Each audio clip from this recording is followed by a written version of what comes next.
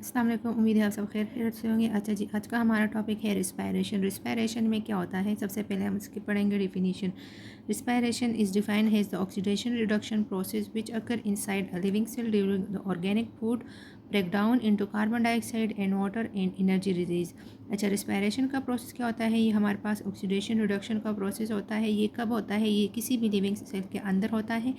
जिस टाइम पे oxidation reduction process होता है उसमें क्या होता है, जो हमारे पास ऑर्गेनिक फूड मटेरियल होते हैं या पार्टिकल्स होते हैं उसकी ब्रेकडाउन हो जाती हैं। जब उसकी ब्रेकडाउन हो जाती है तो वो किन चीज़ों में उसकी ब्रेकडाउन हो जाती है, वो है कार्बन डाइऑक्साइड, वाटर और एनर्जी रिलीज़ होती है। अच्छा, glucose is the most common food used in the process. Glucose जो है सबसे इम्पोर्टेंट या सबसे ज़्यादा यूज़ होने वाला फूड है ब्रेक ऑक्सीडेशन रिडक्शन के प्रोसेस के दौरान।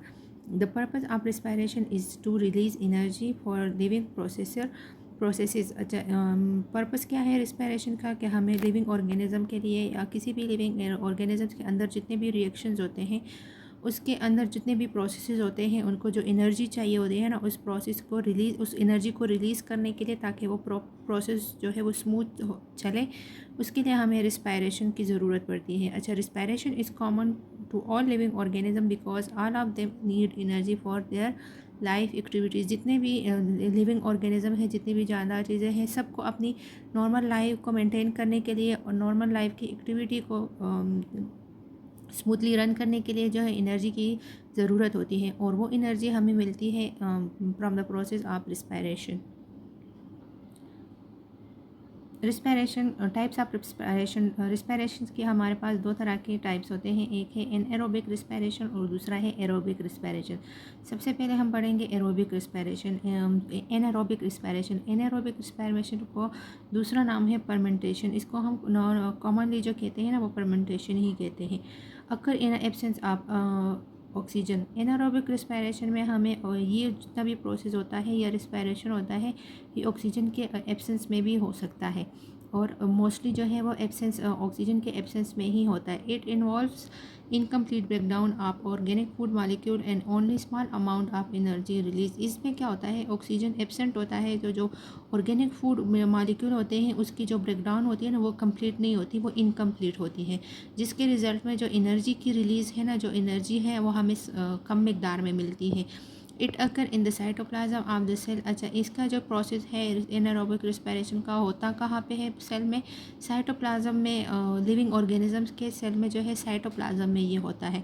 Anaerobic respiration is two type. अच्छा, फिर एनारोबिक जो है फर्दर उसके टू टाइप्स हैं, एक है लैक्टिक एसिड फर्मेंटेशन और दूसरा है अल्कोहलिक फर्मेंटेशन। सबसे पहले हम पढ़ेंगे lactic acid fermentation. Lactic acid fermentation क्या होता है? लैक्टिक एसिड फर्मेंटेशन क्या होता है कि उसमें जो माइक्रो ऑर्गेनिजम्स होते हैं ना, और मसल सेल ऑफ ह्यूमन, इसमें क्या होता है कि उनको जब एनर्जी ज़्यादा चाहिए होती है तो उस दौरान जो है दो स्टेप्स होते हैं, एक ग्लाइकोलिसिस का होता है और दूसरा होता है फ्यूरिक एसिड के प्रोसेस। अच्छा, ग्लाइकोलिसिस फर्स्ट स्टेप होता है, उसमें क्या होता है कि जो ग्लूकोज मॉलिक्यूल होते हैं उसकी ब्रेकडाउन हो जाती है। जब उसकी ब्रेकडाउन हो जाती है तो उसके रिजल्ट में हमारे पास दो मॉलिक्यूल और बनते हैं। वो दो मॉलिक्यूल कौन है, वो किस चीज़ के बनते हैं, वो फ्यूरिक एसिड के मॉलिक्यूल बनते हैं। और दूसरा दो मॉलिक्यूल फ्यूरिक एसिड के बनता है, जिसके रिजल्ट में, और दूसरा क्या होता है कि NAD जो है वो रिड्यूस हो जाता है NADH में। अच्छा, नेक्स्ट स्टेप इसमें क्या होता है कि फ्यूरिक एसिड जो है वो रिड्यूस हो जाता है, कम हो जाता है, किस वजह से कि NADH जो है वो इनटू लैक्टिक एसिड में कन्वर्ट हो जाता है। तो इस प्रोसेस में हमारे पास लास्ट में जो एनर्जी मिलती है ना, वो 2 ATP मॉलिक्यूल होता है, और जो प्रोड्यूस होता है 1 ग्लूकोज मॉलिक्यूल से। ये आप ये डायग्रामेटिकली भी आप देख सकते हैं। ग्लूकोज मालिक्यूल है, ग्लूकोज मालिक्यूल में क्या होता है कि ग्लाइकोलिसिस का प्रोसेस होता है। ग्लाइकोलिसिस के प्रोसेस में लास्ट हमारे पास बनता है 2 फ्यूरिक एसिड। 2 फ्यूरिक एसिड जो है वो कन्वर्ट हो जाता है 2 लैक्टिक एसिड में, लेकिन इसके दौरान क्या होता है, जब ग्लाइकोलिसिस का प्रोसेस होता है तो NAD जो है वो NADH में कन्वर्ट हो जाता है, और जब प्यूरिक एसिड जो है लैक्टिक एसिड में कन्वर्ट होता है तो वही NADH जो है दोबारा से NAD में कन्वर्ट हो जाता है, और जो लास्ट में हमें रिजल्ट में जो एनर्जी मिलती है वो जस्ट हमें 2 ATPs ही मिलती है। अच्छा, दूसरा इसका जो स्टेप है वो है अल्कोहलिक फर्मेंटेशन। अल्कोहलिक फर्मेंटेशन क्यों होता है, ये होता है ईस्ट और कुछ बैक्टीरिया की वजह से। This type of anaerobic respiration is also completed in 2 step. अच्छा, इसके भी 2 स्टेप। अच्छा, इसके जो 2 स्टेप्स है वो क्या है, अल्कोहलिक फर्मेंटेशन के भी 2 स्टेप है। फर्स्ट स्टेप में ग्लाइकोलिसिस होता है, जिसके दौरान क्या होता है कि ग्लूकोज मालिक्यूल की ब्रेकडाउन हो जाती है into 2 molecule of pyruvic acid, और NAD जो है वो NADH में कन्वर्ट हो जाता है। ये प्रोसेस ऑलमोस्ट दोनों का सेम है। नेक्स्ट स्टेप में क्या होता है कि फ्यूरिक एसिड जो है वो रिड्यूस हो जाता है NADH में टू इथाइल अल्कोहल और कार्बन डाइऑक्साइड। इन अल्कोहलिक फर्मेंटेशन क्या होता है कि उसमें 2 ATP मालिक्यूल हमारे पास रिलीज़ होते हैं 1 मालिक्यूल ऑफ ग्लूकोज से। सेम उसी तरह का प्रोसेस है, लेकिन जस्ट थोड़ा सा ही डिफरेंस है। ग्लूकोज है वही ग्लाइकोलिसिस का प्रोसेस होता है, 2 NAD जो है वो NADH में कन्वर्ट हो जाता है, हमारे पास 2 प्यूरिक एसिड बनते हैं। अच्छा, यहाँ पे सिर्फ चेंज है, फ्यूरिक एसिड जो है वो कन्वर्ट हो जाता है इथेनॉल में, साइड में जो है कार्बन डाइऑक्साइड रिलीज़ हो जाता है, और वही NADH जो है दोबारा सेम उसी तरह से NAD में कन्वर्ट हो जाता है। उससे हमारे पास जो है फर्स्ट वन, उसमें भी हमारे पास जो है वो 1 ग्लूकोज मालिक्यूल से 2 ATP रिलीज़ हुए थे, और यहाँ पे भी हमारे पास 2 ATP एनर्जी मिल रही है। नाउ फर्स्ट हमने पढ़ा है एरोबिक, अभी हम पढ़ेंगे एनारोबिक हमने पढ़ा है, अब हम पढ़ेंगे एरोबिक। अच्छा, एनारोबिक में क्या था, वो प्रोसेस होता था हमारे पास इन एब्सेंस ऑफ ऑक्सीजन, जिसमें ऑक्सीजन की ज़रूरत नहीं होती। जबकि एरोबिक क्या होता है, इसको हमारे पास फ्री ऑक्सीजन की ज़रूरत नहीं होती, हमें ऑक्सीजन ज़्यादा चाहिए होता है। इसमें अच्छा, उसमें जो है इनकम्प्लीट ब्रेकडाउन थी ऑर्गेनिक मालिक्यूल की, जबकि इसमें कंप्लीट ऑर्गेनिक ब्रेकडाउन है। ऑर्गेनिक फूड की कंप्लीट ब्रेकडाउन होती है, कि जब उसकी ब्रेकडाउन होती है तो हमारे पास कार्बन डाइऑक्साइड, वाटर और large amount of energy release होती है। अच्छा, दोनों में डिफरेंस क्या है, एनारोबिक रिस्पायरेशन में एक तो हमारे पास जो है ऑक्सीजन की ज़रूरत नहीं थी, दूसरा उसमें था कि जो ऑर्गेनिक मालिक्यूल थे उसकी इनकम्प्लीट ब्रेकडाउन थी, और यहाँ पे कंप्लीट ब्रेकडाउन है।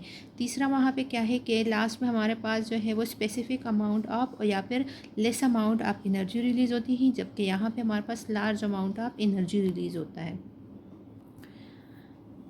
एरोबिक रिस्पायरेशन भी हमारे पास 3 स्टेप में कंप्लीट होता है। फर्स्ट हमारे पास है ग्लाइकोलिसिस जो साइटोप्लाज्म में होता है, क्रेब्स साइकिल जो माइटोकॉन्ड्रिया में होता है, और इलेक्ट्रॉन ट्रांसपोर्ट चेन जिसको ETC भी कहा जाता है, ये भी माइटोकॉन्ड्रिया में होता है। सबसे पहले है ग्लाइकोलिसिस। ग्लाइकोलिसिस में का नाम से ही हमें पता चला, ग्लाइको का मतलब ग्लाइकोजन और लाइसिस मीन ब्रेकडाउन या स्प्लिटिंग। ग्लाइको मीन ग्लूकोज और लाइसिस मीन स्प्लिटिंग। इसमें क्या होता है कि ग्लाइकोलिसिस इज द, ये इसकी डिफिनीशन है, glycolysis is the breakdown of the 1 glucose molecule into 2 molecule of pyruvic acid. जब हमारे पास एक ग्लूकोज का मालिक्यूल ब्रेकडाउन होता है कि ब्रेकडाउन होती है, तो रिजल्ट में हमारे पास 2 फ्यूरिक एसिड के मालिक्यूल बनते हैं। अच्छा, फ्यूरिक एसिड क्या होता है, उसमें हमारे पास 3 कार्बन कंपाउंड होता है, जबकि ग्लूकोज में हमारे पास 6 कार्बन कंपाउंड होता है। अच्छा, ये कहाँ पे होता है, ये सेल के साइटोप्लाज्म में होता है। ग्लाइकोलिसिस में क्या होता है कि देयर इज़ हमारे पास लास्ट में जो एनर्जी मिलती है वो हमारे पास 2 ATP मालिक्यूल मिलती है। ऑक्सीजन रिक्वायर्ड नहीं है इस प्रोसेस के लिए। This is why glycolysis occur both aerobic और एनारोबिक। ये हमारे पास एरोबिक में भी होता है और एनारोबिक, दोनों तरह के रिस्पायरेशन में होता है। Now what is Krebs cycle. Krebs cycle में क्या होता है कि क्रेब्स साइकिल जो है ये हमारे पास माइटोकॉन्ड्रिया में होता है, और ये किस लिए ज़रूरी होता है, where all the necessary enzymes are present. जितने भी ज़रूरी एंजाइम जहाँ पे मौजूद होते हैं माइटोकॉन्ड्रिया में, ये प्रोसेस वहाँ पे होता है। अच्छा, क्रेब्स साइकिल से क्या होता है कि फ्यूरिक एसिड जो हमारे पास ग्लाइकोलिसिस के दौरान बना था, उसके इस चेंज इनटू 2 कार्बन, यहाँ पे हमने पढ़ा है कि वो 3 कार्बन कंपाउंड है, जबकि क्रेब्स साइकिल में वो जो है 2 कार्बन कंपाउंड में कन्वर्ट हो जाता है, जिसको हम कहते हैं एसिटाइल कोएंजाइम। फिर क्या होता है कि यहाँ पे एक सीरीज़ ऑफ रिएक्शन होता है जिसमें कम्प्लीटली ये ऑक्सीडाइज होते हैं, और ये इस रिएक्शन के दौरान जो हमारे पास कार्बन डाइऑक्साइड प्रोड्यूस होते हैं, और साथ में ATP भी प्रोड्यूस होता है या फिर रिलीज़ होता है। इस रिएक्शन में क्या होता है कि जो कोएंजाइम है NAD और FAD, ये हमारे पास रिड्यूस हो जाते हैं। NAD जो है वो NADH में हो जाता है, और FAD जो है वो FADH में कन्वर्ट हो जाता है। थर्ड है हमारे पास इलेक्ट्रॉन ट्रांसपोर्ट चेन। ETC या इलेक्ट्रॉन ट्रांसपोर्ट चेन क्या है, ये हमारे पास लास्ट प्रोसेस है। ये हमारे पास क्या होता है कि इसमें oxidation of the reduce coenzyme NAD और FAD क्या होता है, यहाँ पे NAD और NADH और FADH यहाँ पे लास्ट में प्रोड्यूस हो गए। अब यहाँ पे क्या होगा कि प्रोड्यूस होते हैं ग्लाइकोलिसिस और क्रेब्स साइकिल। ये 2 चीज़ें हमें फर्स्ट के 2 प्रोसेस के बाद ही प्रोड्यूस होते हैं। इसमें क्या होता है, it is done by using oxygen. ये सारा पूरा प्रोसेस तभी होता है हमारे पास जब ये ऑक्सीजन को यूज़ करते हैं।